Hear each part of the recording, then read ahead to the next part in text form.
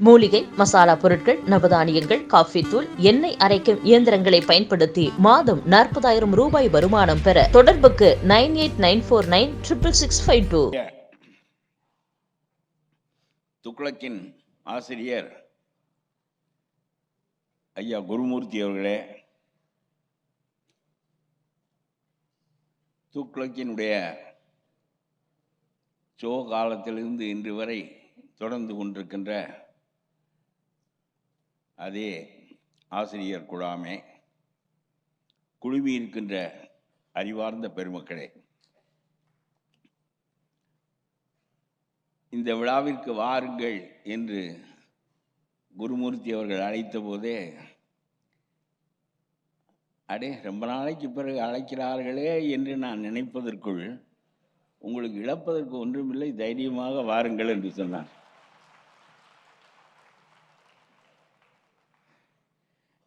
ஏனென்றால் காலத்தில்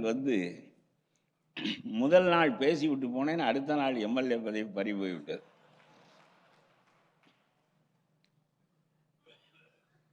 அந்த அளவுக்கு துக்ளக்கினுடைய ஆண்டு விழா ஆட்சியாளர்களால் பிறரால் கவனிக்கப்படுகின்ற ஒரு விழாவாக இருக்கிறது.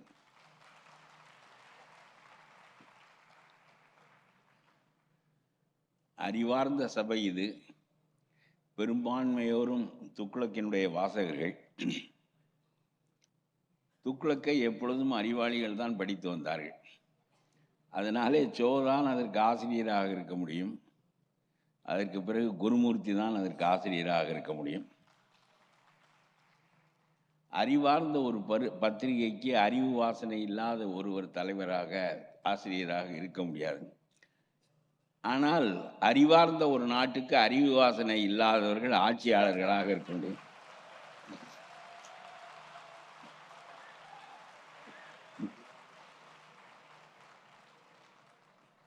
இது ஒரு ஐரணி. துக்ளக்கிற்கு பொருந்துகிற நீதி நாட்டுக்கு பொருந்தவில்லை.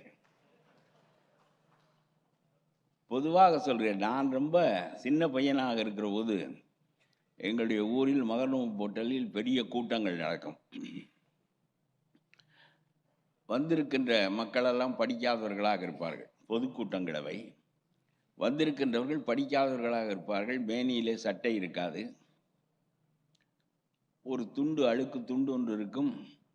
ஒரு பீடியை உறிஞ்சி கொண்டே பேசுகிறவர்களுடைய பேச்சை உற்று கவனித்து கொண்டிருப்பார்கள். அவர்களெல்லாம் படிக்காதவர்கள், ஏழைகள்.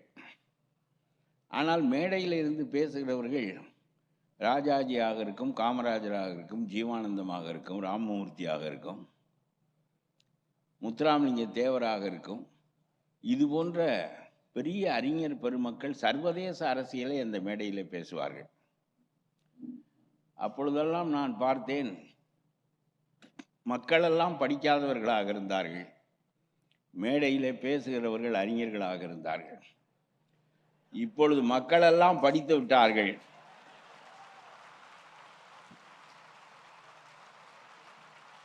கேட்கின்றவர்கள் அறிஞர்களாக இருக்கிறார்கள், பேசுகின்றவர்கள் பொக்கைகளாக இருக்கிறார்கள். இது ஒரு ஐரணி. இந்த மாதிரி நாடு தலைகீழாக மாற்ற முடியும் என்று நான் கருதவில்லை. அதனாலே தான் தலைகீழான தமிழ்நாடு என்ற தலைப்பை நான் சொன்னேன். அதை குருமூர்த்தி அவர்கள் ரொம்ப விரும்பி ஏற்றுக்கொண்டார்கள். ரொம்ப சோவோடு நான் ரொம்ப மிகுந்த நட்பாக இருந்திருக்கிறேன். ரொம்ப சிறந்த மனிதர் அவர். அது மட்டுமல்ல, துக்ளக்கிலே நான் பல காலம் எழுதியிருக்கின்றேன். அவரும் நானும் சிலவற்றில் முழுமையாக வேறுபட்டவர்கள் என்றாலும் அவர் என்னுடைய போக்குக்கு என்னை எழுத விடுவார். என்னுடைய பத்திரிகை இத்தகைய கொள்கை உடையது, ஆகவே நீங்கள் இதை பற்றி எழுத வேண்டாம் என்று என்னிடம் சொல்ல மாட்டார். ஈழத்தை பற்றி நான் ஒரு கட்டுரை எழுதினேன். அந்த கட்டுரையை முழுமையாக பிரசுரித்துவிட்டு அதற்கு மாற்று கட்டுரை ஒன்று, அதை முழுமையாக எதிர்த்து அடுத்த பக்கத்திலேயே அவர் எழுதினார். அதுதான் என்ன சார், நீங்களே என்கிட்ட சொல்லியிருந்தா நான் எழுதியிருக்க மாட்டேன். இல்லை உன் விலை என்ன என் விலை என்னன்னு பார்க்கணும் இல்லைன்னு. ரொம்ப ரொம்ப அறிவான மனிதர், ரொம்ப சிறந்த மனிதர். அவருடைய மகன் அவர் உடல் நலம் இல்லாமல் இருந்தபோது அவருடைய மருமகளும் மகனும் அவரை கவனித்து கூட நான் போய் அடிக்கடி பார்த்து கொண்டே இருப்பேன். ரொம்ப அப்படி ஒரு குடும்பம் அது. மருமகள் மகள் போல அவருக்கு வைத்தியம் பார்த்தார்கள். அவையெல்லாம் இன்றைக்கு அவர் ஒரு மனிதன் இல்லை, அவர் ஒரு ஒன் மேன் ஆர்மி. கருணாநிதிக்கு சிம்ம சொப்பனம். நான் ஒரு கூட்டத்தில் பேசுகின்ற போது சொன்னேன், கருணாநிதியினுடைய எழுச்சி அதற்கு நேர் எதிரெழுச்சி ஷோ. இந்த துக்ளக் விழாவில் பேசுகின்ற போது தான் சொன்னேன். அதனாலே ஒரு மனிதனாக ஒன் மேன் ஆர்மியாக அவர் ஒரு 30-40 ஆண்டு காலம் நடத்திய அரசியல் எல்லா அறிவான மக்களையும் போய் தொட்டது என்பதை நாம் எண்ணி பார்க்க வேண்டும். அவ்வளவு சிறந்த மனிதர். அவருக்கு பின்னால் இன்னொரு சிறந்த மனிதர் குருமூர்த்தி. அவர் இந்தியன் எக்ஸ்பிரஸில் எழுதுகிற கட்டுரைகளை எல்லாம் நான் படிப்பேன். ஒரு கார்ப்பரேட் நிறுவனத்தையும் ஒரு பெரிய பழைய மத்திய மந்திரியையும் ஒப்பேற்றப் போகிறார் என்று நினைத்தேன். எப்படி தப்பித்தார்கள் என்று எனக்கு தெரியவில்லை. அந்த எழுத்துக்கள் அவ்வளவு வலிமையாக இருந்தன. அவ்வளவு சான்றுகளோடு அவர்களுடைய ஊழலை பற்றி அவர் எழுதினார். ஒரு மத்திய மந்திரியிலே பின்னால் அவர் 100 நாள் திகார் சிறைச்சாலைக்கு போய் வந்தார் என்பது வேறு.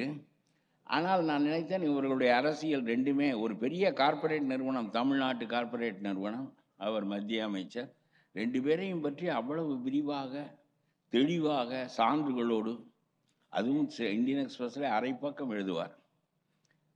அப்படி எதையும் அஞ்சாமல் சொல்வதற்கு ஒரு மனநிலை வேண்டும். அந்த மனநிலை இந்த ஆசிரியர்களுக்கு இருக்கிறது. தமிழ்நாட்டிலே அது ரொம்ப அபூர்வமானது என்று தான் நாம் சொல்ல வேண்டும். வர வர நாடு ரொம்ப கீழிறங்கி போய்விட்டது. போக போக படிப்பு பெருகுகின்ற போது நாட்டினுடைய தரம் பெருக வேண்டும். படிப்பு உயர் மட்டத்திற்கு போகின்ற போது நாடு இன்றைக்கு இருக்கின்ற நிலைமையும் அரசியலில் பேசப்படுகின்ற பேச்சுக்களும் வைக்கப்படுகின்ற வாதங்களையும் எண்ணி பார்க்கின்ற போது நமக்கு மிகவும் களைப்பாக இருக்கிறது. நீங்கள் எண்ணி பாருங்கள், மத்திய அரசாங்கம் PM ஸ்ரீ என்ற ஒரு திட்டம் வைத்திருக்கிறது. அந்த PM ஸ்ரீ திட்டத்தில் ஒரு 400-500 கோடி ரூபாய் தமிழ்நாட்டுக்கு கொடுப்பார்கள் போல் இருக்கிறது. அதிலே இந்தியை நீங்கள் ஏற்றுக்கொண்டால் தான் அந்த திட்டத்திலே நாங்கள் பணம் தருவோம் என்று அவர்கள் சொல்லிவிட்டார்கள் என்பதற்காக இவர்கள் நாங்கள் இந்தியை எதிர்க்கிறோம், ஆனால் அந்த பணமும் வேண்டும் என்று இடையறாமல் சொல்லி கொண்டிருந்தார்கள். கேந்திரிய வித்யாலயம் இருக்கிறது, நவோதய வித்யாலயம் இருக்கிறது. இவையெல்லாம் மைய அரசினுடைய கொள்கைப்படி நடத்தப்படுகின்ற பள்ளிக்கூடங்கள். அதிலே இந்தி இருக்கும். அதுபோல் PM ஸ்ரீ திட்டத்திலும் இந்தி இருக்கும். உனக்கு வேண்டாம் என்றால் விலகி கொண்டு போ. என்ன 400-500 கோடி ரூபாய் என்ன பெரிய சங்கதியா? ஆனால் அவர் என்ன சொன்னார் என்றால், வாதங்கள் எப்படி முன்வைக்கப்படுகின்றன என்பதற்காக நான் இதை சொல்லுகிறேன். அந்த திட்டத்தில் உள்ள ஒரு 400-500 கோடி ரூபாயை மத்திய அரசாங்கம் தர மறுத்து விட்ட காரணத்தினாலே வாத்தியார்களுக்கு சம்பளம் போட முடியவில்லை என்று சொன்னார்.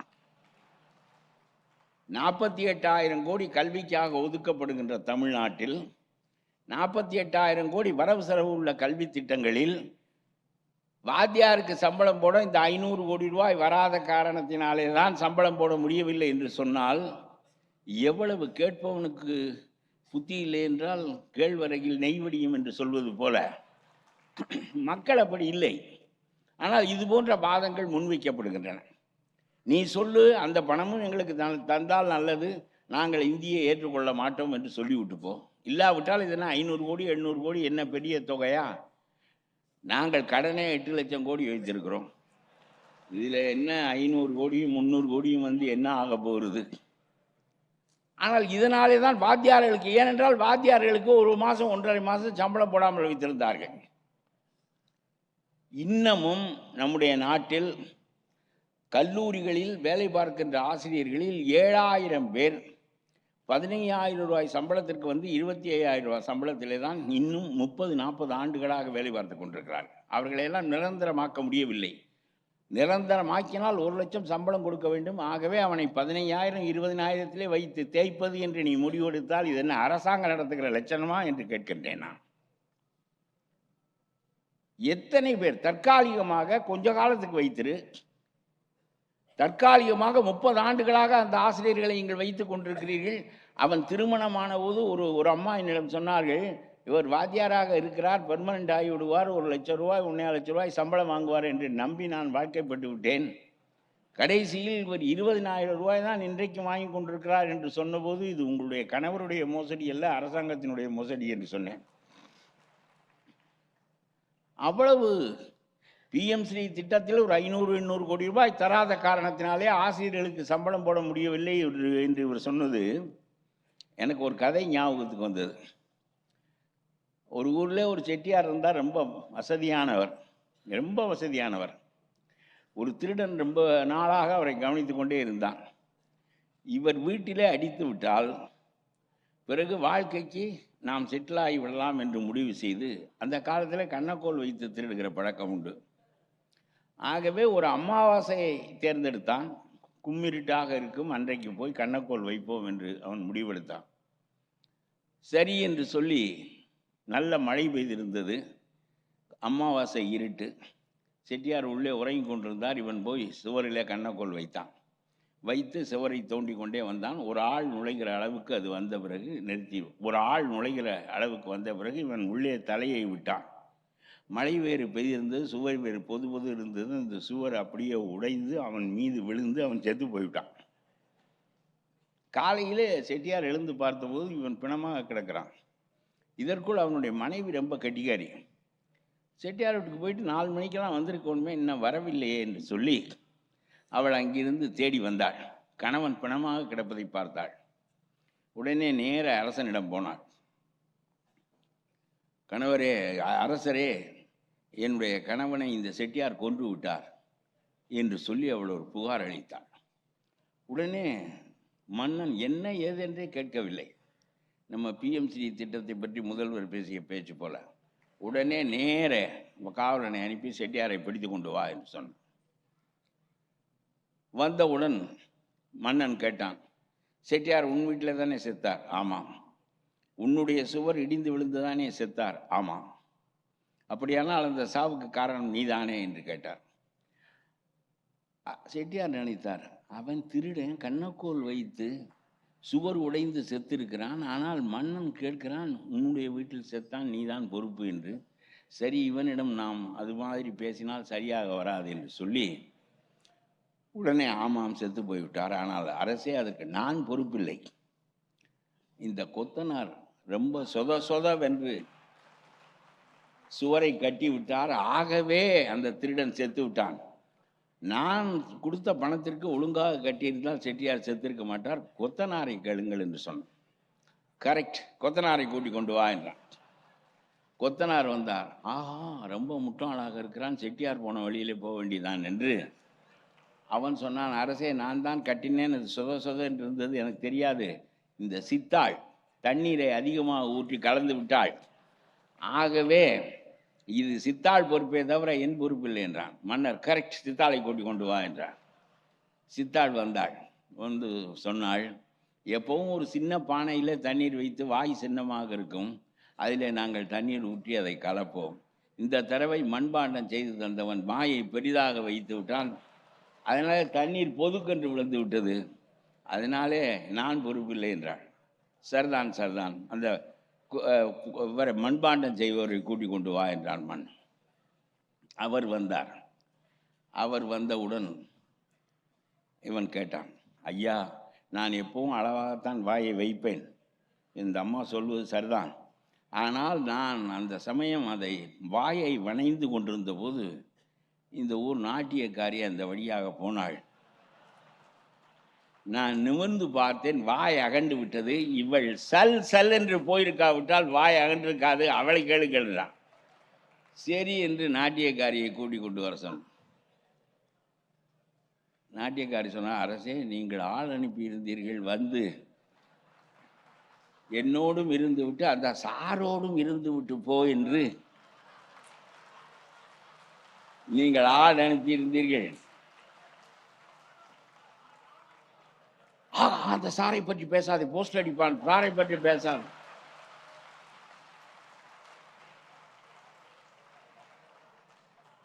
நான் போகின்ற வழியில் குயவனுக்கு இப்படி ஆகிவிட்டது என்று சொன்னால் கேஸ் டிஸ்மிஸ் போங்கடா என்று சொல்லிவிட்டார்.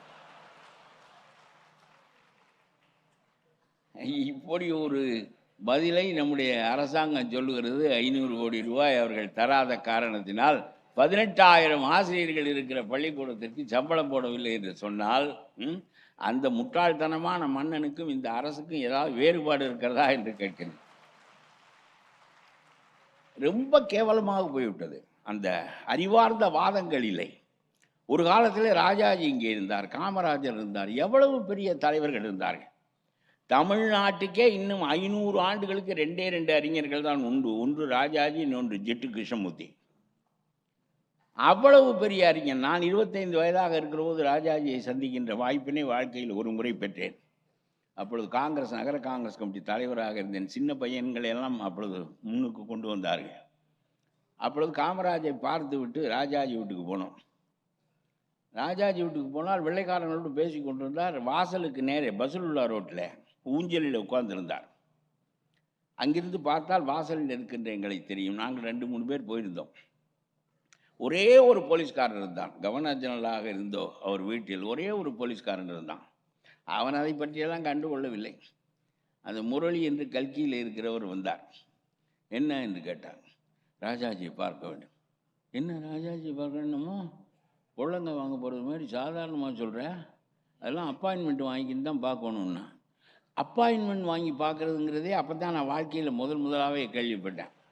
அதுக்கு முன்னாடி காமராஜ் வீடு திறந்து கிடக்கு, நாங்கள் போய் உட்காந்துக்குவோம். அப்புறம் அவர் வருவார், எல்வி சம்பளத்தை கொடுப்போம். அப்புறம் என்னப்பா அப்படிம்பார். ராஜாஜி சொன்னோன்னே அப்படின்னு நின்று நாங்கள் போகலை. நீ உன் நம்பரை கொடுத்துட்டு போ, நாளைக்கு ஃபோன் பண்ணுறேன், நாளைக்கு உனக்கு அப்பாயின்மெண்ட் ஃபிக்ஸ் பண்ணி தரேன். என்னார் ஐயா, நாங்கள் போட் மெயிலுக்கு போனோம். ஓ, எல்லாம் முடிவு பண்ணிக்கிட்டு தான் வந்திருக்கியா ராஜாஜியை பார்க்க என்று சொல்லி விடமாட்டேன் என்று சொல்லிவிட்டான். நாள் போக மாட்டேன் என்று சொல்லிவிட்டான். இந்த வெள்ளைக்காரர்கள்லாம் போன பிறகு ராஜாஜி அங்கிருந்து எங்களை பார்த்தார். பிறகு அவர்களை வர சொல்கின்றார். நான் கிட்டத்திலே போய் கும்பிட்டேன். அவர் காதை காட்டி கிட்டத்திலே வந்து பேசு என்று சொன்னார். அவர் பக்கத்திலே ரொம்ப நெருக்கமாக நின்று கொண்டு நான் பேசினேன். அவர் இந்த பக்கம் ஊஞ்சலில் இப்படி இருக்கிறார், நான் இப்படி பக்கத்தில் நின்று பேசுகிறேன். என்னுடைய இடது தோளிலே அவருடைய வலது கையை வைத்து கொண்டார். 20 மணித்துள் என்னோடு பேசிக்கொண்டிருந்தால் அந்த கையை எடுக்கவே இல்லை. ஒரு பெண்ணுடைய ஸ்பரிசத்தை விட சுகமானது அது. அப்புறம் கேட்டார் என்ன ஏது என்று வரிசையாக கேட்டுக்கொண்டே வந்தார். அதில் சுவையானது என்ன என்றால், நான் உங்களுடைய சுயராஜ்யாவை படிப்பேன் என்று சொன்னேன். சொன்னவுடன் ரொம்ப மகிழ்ச்சி, நீ எல்லாம் படித்தால் நல்லது என்று சொல்வார் என்று எதிர்பார்த்து அப்படி சொன்னேன். புரிகிறதா என்று கேட்டார். புரிகிறதா? கொஞ்சம் கொஞ்சம் புரியும், என்ன விடாம படிக்க படிக்க புரியும் என்று சொன்னார். அதான் அவர். ஆகவே அதற்கு அப்படி ஒரு மனிதனை வாழ்நாளில் ஒரு முறை சந்திக்கவும் அவர் என்னுடைய தோளை தொடவுமான வாய்ப்பினை நான் வாழ்க்கையில் பெற்றேன். எவ்வளவு அந்த தரம்தான் சுவராஜ்யாவிலே consistency is not a virtue என்று ஒரு கட்டுரை எழுதியிருந்தார். அப்பொழுது பத்திரிகைக்காரர்களெல்லாம் அவரை கேட்டார்கள், சோசலிசத்தை ஆதரித்தீர்கள், அபேதவாதம் என்று எழுதினீர்கள், எவ்வளவு வலிமையான கருத்துக்களை எல்லாம் நீங்கள் சொன்னீர்கள், ஒவ்வொரு ஊருக்கும் எதற்கு ஒவ்வொரு கிணறு வேண்டும், ஊரிலே பொதுவாக ஒரு ஊருணி இருந்தால் தங்களுக்கு தேவையான நீரை தேவையான நேரத்தில் எப்பொழுது வேண்டுமானாலும் வந்து எடுத்து செல்லலாமே, ஊருக்கு ஒரு பொதுவான ஊருணி இருப்பது போலத்தான் பொதுவான அரசு இருப்பது, பொதுமை அரசு இருப்பது என்று அபேதவாதத்தில் ராஜாஜி எழுதியிருக்கிறார். இவன் கேட்டான், அபேதவாதம் பேசினீர்கள், இப்பொழுது கடைசியிலே நீங்கள் அபேதவாதத்திற்கு எதிராக சந்தை பொருளாதாரத்தை, மார்க்கெட் எக்கானமியை பேசுகிறீர்களே என்று கேட்டார்கள். அதே போல ஒரு கட்டத்தில் நீங்கள் இந்தியை நீங்கள் தான் தமிழ்நாட்டில் திணித்தீர்கள், இப்பொழுது நீங்கள் இந்தியை கடுமையாக எதிர்க்கிறீர்கள், இங்கிலீஷ் எவர் ஹிந்தி நெவர் என்று கடுமையான சொற்களால் சொல்லுகிறீர்கள், இஸ் இட் கன்சிஸ்டன்ட் என்று கேட்டார்கள். அதுக்கு ராஜாஜி சொன்னார், consistency is not a virtue என்று சொன்னார். சொல்லிவிட்டு சுவராஜ்யாவில் இதை கட்டுரை எழுதினார். இந்த கட்டுரையை நான் படித்தேன். 15 ஆண்டுகள் கழிந்த பிறகு எனக்கு அதனுடைய பொருள் தெரிந்தது. 15 ஆண்டுகள் கழிந்த பிறகு ஒரு மனிதன் ஒன்றை எப்படி பார்க்கிறான், முன்னுக்கு பின் முரணானதா இல்லையா என்பது அல்ல முக்கியமானது, எந்த ஒன்றும் தர்மத்திற்கு உடன்பாடானதா இல்லையா என்பதுதான் முக்கியமானது. இப்படி சிந்திக்க நமக்கு தெரியுமா என்று கேட்கிறேன். Is it consistent that is not a question. அது கன்சிஸ்டண்ட்டாக இருக்கட்டும், இன்கன்சிஸ்டண்ட்டாக இருக்கட்டும், அது ரொம்ப முக்கியமானதில்லை. எந்த ஒன்றாக இருந்தாலும் அது தர்மத்தோடு பொருந்துகிறதா என்ற அடிப்படையில் தான் எந்த ஒன்றையும் பார்ப்பார். ஆகவே கால மாறுதல்களுக்கு தக அவர் கொண்டு வந்த கருத்து மாற்றங்கள் என்பவை தர்மத்திற்கு மாறானவை அல்ல. அவருடைய வாழ்க்கை தர்மத்தை நோக்கியது. தர்மமாக நடந்து கொள்ள முடியாமல் போய்விட்டால் வாழ்க்கை வீணாக போய்விடும் என்று கருதியவரே தவிர இன்கன்சிஸ்டன்ட் கன்சிஸ்டன்ட்டை பற்றியெல்லாம் அவர் கவலைப்படவில்லை. நாட்டிலே ஒரு வாழ்க்கையை தர்மத்திற்கு பொருந்துமாறு வாழ்வது என்பதை அடிப்படை கொள்கையாக கொண்டு வாழ்ந்த மனிதனை நான் பார்த்தேன். எவ்வளவு சங்கதிகள், எவ்வளவு அவர் மீது அவதூறுகள் வீசப்பட்டாலும் அந்த அவதூறுகளுக்கு அவர் வாழ்நாளில் பதில் சொன்னதே இல்லை.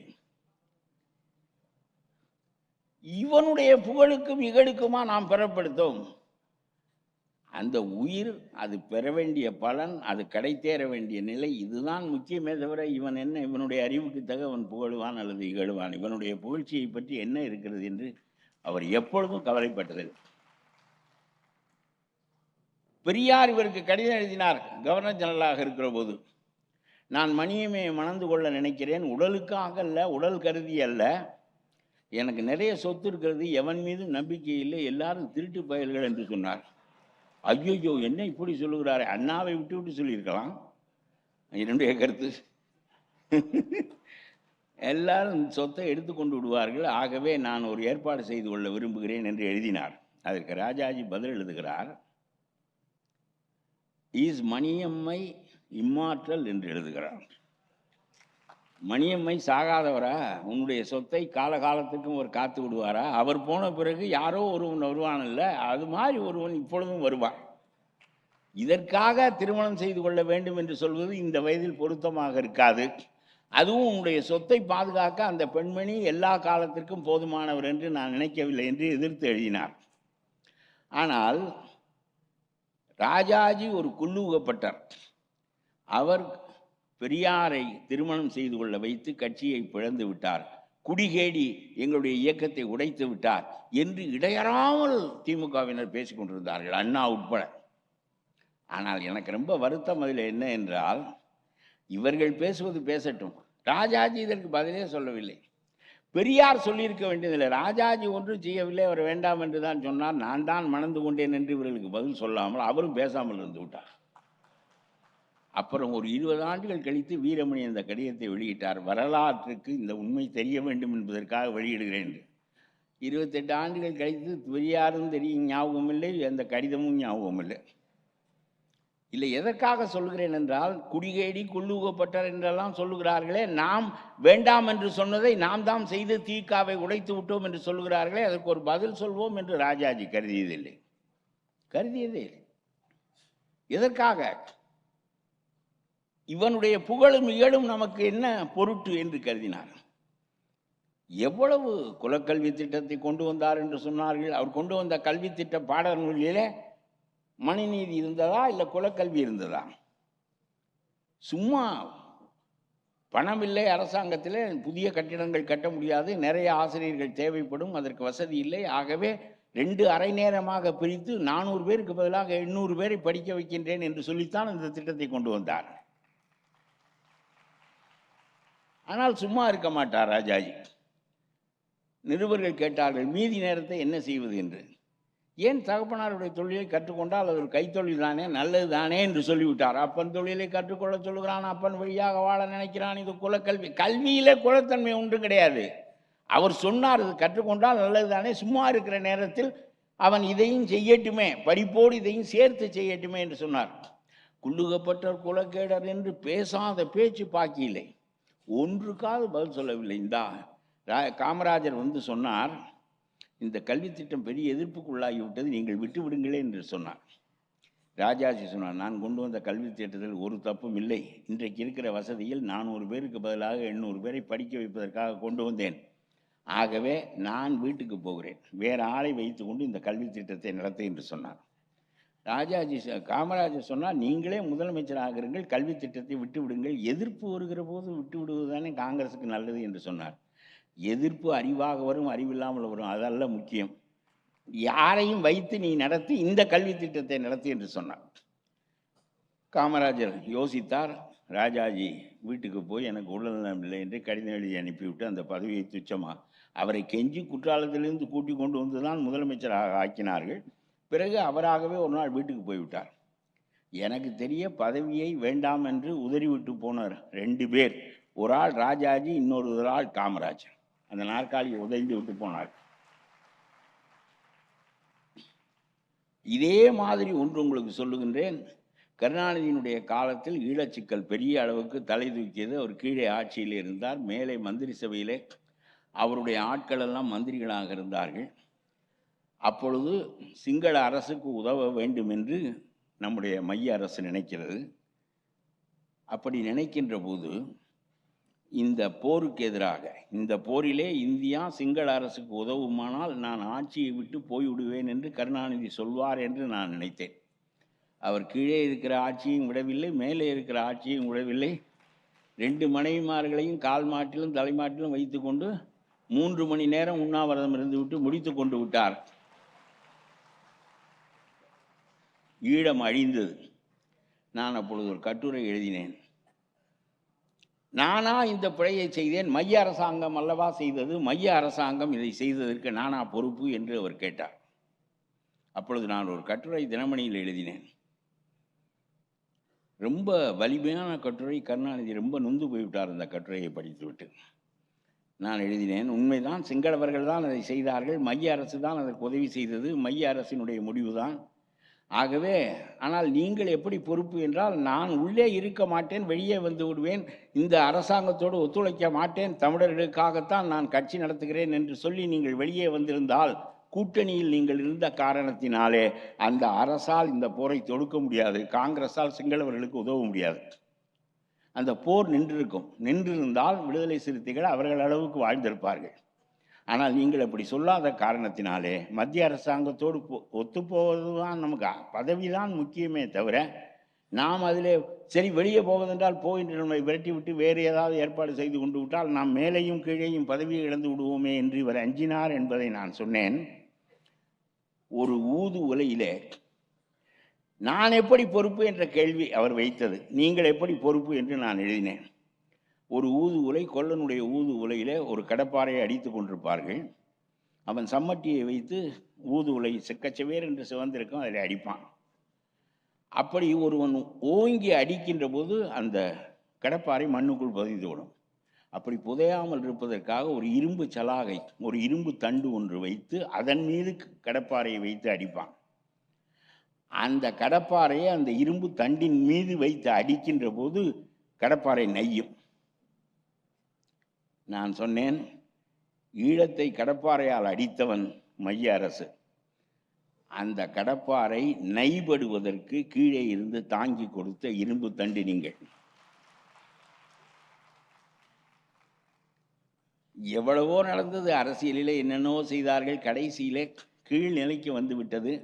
ரொம்ப மோசமாக அரசு போய்விட்டது. 5 கலெக்டர்கள் 38,000 கோடி ஊழலை எதிர்கொள்வதற்கு நீதிமன்றத்திற்கு போக வேண்டிய நிலைமையை இந்த அரசு ஏற்படுத்திவிட்டது.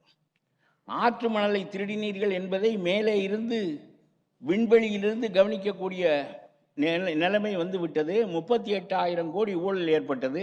4,000 கோடி கணக்கிலே கருவூலத்திலே வரவு வைக்கப்பட்டிருக்கிறது. 34,000 கோடி ஊழல் நடந்திருக்கிறது என்று நம்முடைய மைய அரசினுடைய ஆயத்தத்துறை தெரிவிக்கிறது. இது துல்லிதமாக மேலிருந்து கணக்கிடப்பட்டது. இப்பொழுது இந்த 5 கலெக்டர்கள் தான் இதற்கு அதிகாரத்தை வழங்கினார்கள். ஆகவே இவர்கள் மீது வழக்கு தொடுக்கிறோம் என்று கொண்டு போய் நீதிமன்றத்தில் நிறுத்தியிருக்கிறார்கள். 38,000 கோடி வருமானம் வந்தால் 4,000 கோடி தான் கணக்கிலே வரும் என்றால் எத்தனை மடங்கு அடிப்பது? எத்தனை மடங்கு அடிப்பது? நீ ஒரு குடும்ப தலைவிக்கு 1000 ரூபாய் கொடுக்குறாயே மாதம், இதை 3000 ரூபாய் கொடுக்கலாம். ஒரு 1000 கொடுப்பதற்கு 11,000 கோடி செலவாகும். 3000 கொடுப்பதற்கு 33,000 கோடி செலவாகும். மீதம் 1000 கோடி இருக்கும். இப்பொழுது கலெக்டர்களை கொண்டு போய் எங்கே பின்னி விட்டு விட்டாயே, அவனா 38,000 கோடி அடித்திருப்பான். உனக்கு எவ்வளவு பங்கு, அவனுக்கு எவ்வளவு பங்கு என்கின்ற கேள்வியெல்லாம் இருக்கிறது. இப்படி ரொம்ப பகிரங்கமாக ஒரு காரியங்கள் எல்லாம் நாட்டில் நடக்கின்ற நிலை வருமானால் கலெக்டர்களையெல்லாம் நாசமாக்கி விட்டார்கள். நீ நாசமாய்ப்போ, உன் குடும்பம் நாசமாய் போகட்டும், இதுதான் உங்களுக்கு குலத்தொழில், செய்யுங்கள். அதிகார வர்க்கத்தை அயோக்கியர்களாக மாற்றி விட்டீர்களே என்று கேட்கிறேன் நான். ஆகவே இன்றைக்கு ஒரே ஒரு செய்தியை மட்டும் சொல்லிவிட்டு நான் விடைபெற வேண்டும் என்று விரும்புகிறேன். ஒரு பெண் அண்ணா பல்கலைக்கழகத்தில் கற்பழிக்கப்படுகிறாள். அவள் கற்பழிக்கப்பட்டாள் என்றவுடன் கற்பழித்தவன் அன்று மாலை போலீஸ் ஸ்டேஷனுக்கு வருகிறான். அப்புறம் அவனை மேலோட்டமாக விசாரித்து விட்டு வீட்டுக்கு அனுப்பி விடுகிறார்கள். ஒன்றுமே நடக்கவில்லை. அவன் மீது 20 வழக்கு இருக்கிறது. அவனை மேலோட்டமாக விசாரித்து விட்டு வீட்டுக்கு அனுப்பிவிட்டார்கள். இது 2-3 நாளில் பெரிய அளவுக்கு சூடு பிடித்து மக்களிடம் பெரிய கிளர்ச்சி உணர்வு ஏற்படுகிறது. எதிர்க்கட்சிகள் இதை ரொம்ப பெரிய அளவுக்கு கொண்டு செலுத்துகின்றன என்ற நிலை வந்த பிறகு மறுபடியும் போலீஸிலிருந்து அவனை கூப்பிட்டு விடுகிறார்கள். உடனே அவருடைய கட்சிக்காரர்களெல்லாம் சேர்ந்து கும்மாளமாக நாட்டியம் ஆடிக்கொண்டு அவனை கொண்டு வந்து போலீஸில் விட்டு எத்தனை மணிக்கு வருவாய் என்று வேறு கேட்டு விட்டு போகிறார்கள்.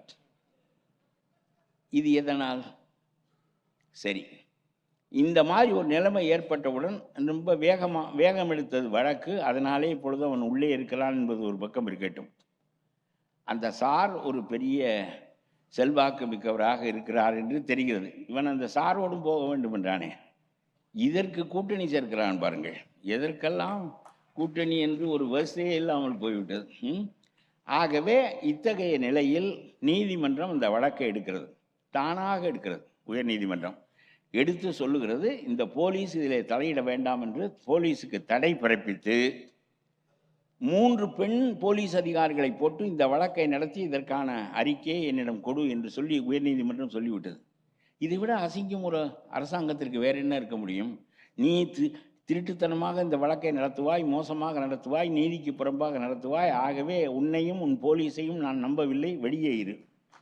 3 IAS அதிகாரிகள் இந்த வழக்கை நடத்தட்டும் என்று ஒரு நீதிமன்றம் சொல்லுகின்ற நிலைமை இருக்குமானால் இந்த அரசை பற்றி உயர் நீதிமன்றத்துக்கு இருக்கிற கருத்து தெளிவாக வெளிப்படவில்லையா என்று கேட்கிறேன்.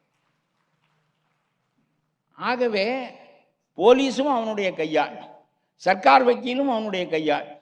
அப்புறம் எந்த நீதியை இவர்கள் நிலைவாட்டுவார்கள்? நீ சொன்னாயே மனு நீதி, ஒரு குலத்துக்கு ஒரு நீதி என்று. இப்பொழுது உன் கட்சிக்கு ஒரு நீதி என்கின்ற முறையைத்தானே நீ கடைபிடிக்கிறாய், வேற என்ன செய்கிறாய்? சரி, இந்த வழக்கு இனிமேல் அதிகார வர்க்கம் போலீஸ் இதை நடத்துவதற்கு தகுதி இல்லை என்று சொன்னால் போலீஸின் மீது மரியாதை கோர்ட்டுக்கு போய்விட்டது. அந்த போலீஸை கையாளாக வைத்திருக்கிற அரசாங்கத்திற்கு மரியாதை போய்விட்டது. நான் கேட்கிறேன் உயர்நீதிமன்றத்தை, இந்த ஒரே ஒரு வழக்கிலே மட்டும் நீங்கள் இந்த அரசை விலக்கி வைத்தால் போதுமா என்று கேட்கிறேன். இந்த அரசு இப்படித்தான் நடந்து கொள்ளும், இப்படித்தான் நடந்து கொள்ளும். போலீஸ் அவர்களுடைய கையாளாகத்தான் இருப்பார்கள், சர்க்கார் வக்கீல் அவருடைய கையாளாகத்தான் இருப்பான்.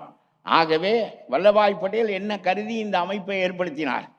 ஆட்சி வர்க்கம் ஒன்று, அவனுடைய வேலை சட்டமன்றத்தில் தீர்மானங்கள் போடுவது, வரி வசூல் செய்வது, திட்டங்கள் வகுப்பது, திட்டங்கள் போட்டு கொடுப்பது தானே தவிர எல்லா அதிகாரமும் அதிகார வர்க்கத்திற்கு.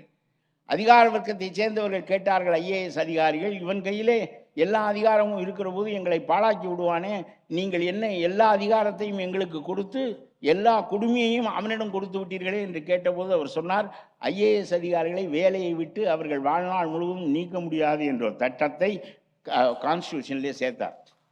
அதனாலே நீங்கள் பயப்பட வேண்டாம், அவன் திருடுகின்றவனாக வருவான் காலப்போக்கில். காந்தியால் உருவாக்கப்பட்ட மனிதர்களெல்லாம் வெளியேறுகின்ற போது இந்த மாற்றம் நிகழும். அப்படி நிகழ்கின்ற போது நீங்கள் அவனுக்கு கையாளாக மாறிவிடக்கூடாது என்பதற்காகத்தான் உங்களை விலக்க முடியாது என்ற பாதுகாப்பை தந்து வைத்திருக்கிறேன், அதற்கேற்ப நடந்து கொள்ளுங்கள் என்று சொன்னார். ஆனால் இப்பொழுது முழுக்க IAS அதிகாரிகள் மற்றவர்கள் எல்லோருமே அரசாங்கத்தினுடைய கையாளாக போய்விட்டார்கள். ஆக லெஜிஸ்லேச்சர் தோற்றுவிட்டது. அது அவர்கள் பகிரங்கமாக கொள்ளையடிப்பது தான். இது ஒரு பெரிய நிறுவனமாக, கார்ப்பரேட் நிறுவனமாக அரசு ஆகிவிட்டது. எப்படியோ நாம் பெரும் பணத்தை முதலீடு செய்து இந்த வாக்குகளை பெற்று ஜாதி மற்றவற்றையெல்லாம் பயன்படுத்தி அரசாங்கத்தில் உட்கார்ந்து விட்டால் பிறகு எவ்வளவு பணமும் அடிக்கலாம். பள்ளிமேல் தியாகராஜன் ஒரு முறை சொன்னார், அப்பனும் மகனும் துப்பாக்கி ஏன் போகிறார்கள் என்றால் 30,000 கோடியை எங்கே வைப்பது என்று புரியாமல் போகிறார்கள் என்று சொன்னார். அடுத்த நாள் அவருடைய மந்திரி பதவி போய்விட்டது. அடுத்த நாள் அவருடைய மந்திரி பதவி போய் ரொம்ப மோசமான மந்திரியாக ஆகிவிட்டார். அதற்கு பிறகு மூடிய வாயை அவர் இன்றும் திறக்கவில்லை. ஆகவே எதற்காக சொல்கிறேன் என்றால் லெஜிஸ்லேச்சர் போய்விட்டது. அதற்கு அடுத்தபடி நம்முடைய பியூரோக்ரசி போய்விட்டது.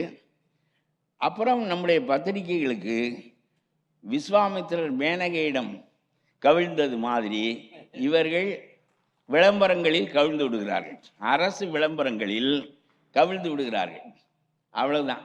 விஸ்வாமித்திரரே கவிழ்ந்தது மாதிரி இவர்களும் கவிழ்கிறார்கள். மூன்றாவது தூணான ஜனநாயகத்தின் மூன்றாவது தூணான பத்திரிகை துறையும் போய்விட்டது. மீதம் இருப்பது ஒரு அளவுக்கு நீதித்துறை. அவர்களை நியமிக்கிற அதிகாரம் மைய அரசுக்கு எந்த அரசுக்கும் இல்லாத காரணத்தினாலே அவர்கள் கொஞ்சம் சுதந்திரமாக செயல்பட முடிகிறது என்பது ஒரு பக்கம் இருக்கட்டும்.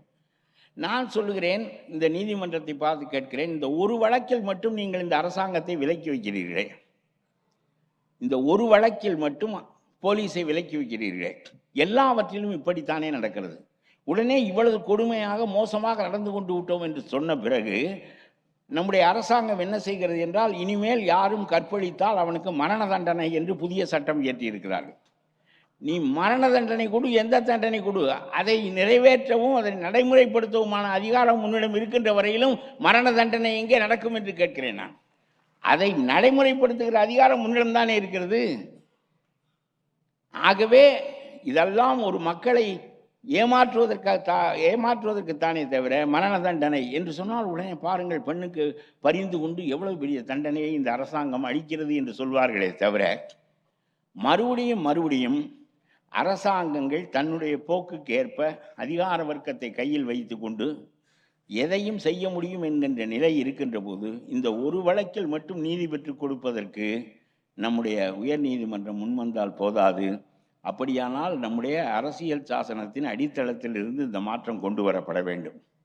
இல்லாவிட்டால் ஒரு ஊழலான மந்திரி சபை அமைந்து விடுமானால் ஜனநாயகத்தில் நீங்கள் மாற்ற முடியவில்லையே, 50 ஆண்டு காலமாக மாற்ற முடியவில்லையே. அவன் பணத்தை வைத்து, ஜாதியை வைத்து, மற்றவற்றை வைத்து மீண்டும் மீண்டும் திரும்ப வந்து விடுகிறானே. ஒரு கார்ப்பரேட் நிறுவனம் போல அரசியல் நடக்கிறது. அப்புறம் என்ன நீதியை நீங்கள் சொல்லி அந்த இடத்தை பிடிக்க முடியும்? ஆகவே இவனிடமிருந்து இருக்கின்ற அதிகாரங்களால் சமூகம் பாதிக்கப்படாமல் இருப்பதற்கு என்ன செய்ய வேண்டும் என்பது குறித்து, அரசியல் சாசனத்தின் அடிப்படையில் என்ன மாற்றங்கள் செய்ய வேண்டும் என்பது குறித்து மீண்டும் சிந்திக்க வேண்டிய காலம் வந்திருக்கிறது என்றுதான் நான் நினைக்கின்றேன்.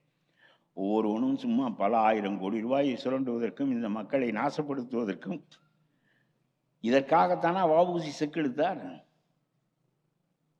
இதற்காகத்தானா காமராஜனும் வேதாரண்யத்துக்கு உப்பு எடுப்பதற்கு ராஜாஜி நடந்தார்? 10 ஆண்டுகள் காமராஜர் சிறையிலே இருந்தார். முத்துராமலிங்கத்தினுடைய வாழ்க்கையை பல காலம் சிறையிலே கழித்தார். இவ்வளவு மனிதர்களும் பாடுபட்டது என்பது இவ்வளவு மோசமான அரசு வரும் என்பதற்காகவா? தாமஸ் மன்ரோவை போல ரயத்துவாரி முறையை கொண்டு வந்து ஒரு வெள்ளைக்காரன் இந்த நாட்டை எவ்வளவு பெரிய அளவுக்கு மேம்படுத்தி இருக்கிறான். இன்னமும் அந்த தாமஸ் மன்ரோவினுடைய சிலை அங்கே குதிரையிலே ஆரோகணித்தவன் அமர்ந்திருக்கிற சிலை இருக்கிறதே, அவனை பார்க்கிற போதாவது புத்தி வர வேண்டாமா? இவனுக்கு ஏன் சிலை வைத்திருக்கிறார்கள்? எல்லா வெள்ளைக்காரனும் போய்விட்டானே, இவனுக்கு மட்டும் ஏன் சிலை இருக்கிறதே என்று சொன்னால், இவன் தமிழ்நாடு மேம்படுவதற்காக மிகப்பெரிய அளவிற்கு ஜமீன்தார்களை அரசு ஆதரித்து கொண்டிருந்த போது குடியானவர்களை ஆதரிப்பதற்காக தாமஸ் மன்றோ ரயத்துவாரி திட்டத்தை கொண்டு வருகிறான். எப்படியோ மனிதர்கள் இருந்திருக்கிறார்கள், எவ்வளவோ காரியங்கள் செய்திருக்கிறோம். இவனை எல்லாம் நாம் ஏன் விரட்டினோம் என்றால் அவன் சுரண்டுகிறான் என்பதற்காக விரட்டினோம். இப்பொழுது நீ என்ன செய்கிறாய்? அவனுடைய சுரண்டல் ஒரு அளவுக்குத்தான் இருந்தது, உன்னுடைய சுரண்டல் தாங்க முடியவில்லை.